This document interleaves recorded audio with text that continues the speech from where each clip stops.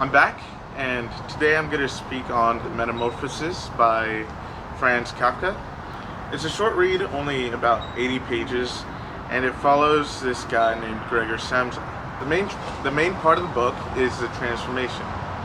He transforms into this sort of bug, like a cockroach almost, and there's never really a clear reason given as to why he turned into a bug. And already the story sounds really absurd, right? That's because this book is a part of a genre called absurdism. And that's why the transformation was absurd, because it was inexplicable, which absurdism does for the most part. A really big thing to note that I kept thinking about while reading the book is how does this specific book separate itself from something like nihilism?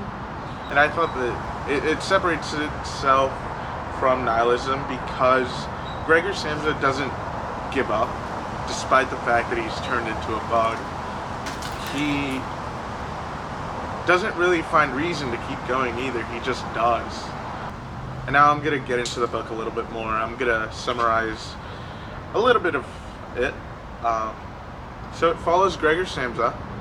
He is a salesman, but one day when he doesn't call or doesn't go into work, right, his boss comes to his household where his family lives, and he sort of intrudes and tries to figure out why Gregor hasn't come into work. He hasn't even called into work for being sick.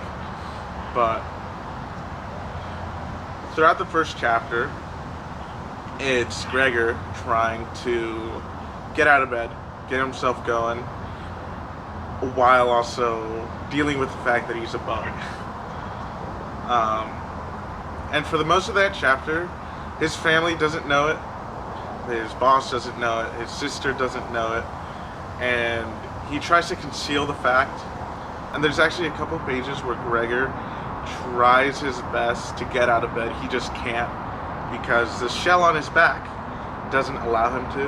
And I sort of thought this was like depression, like how there's something holding you back from waking up in the morning, getting out of bed.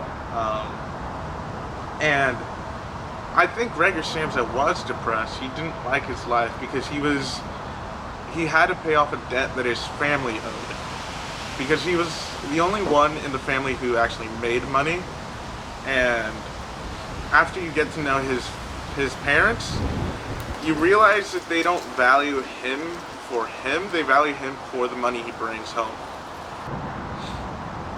Anyway, I would give this book a solid 8 out of 10, 9 out of 10. It was really good, really short read. I enjoyed it.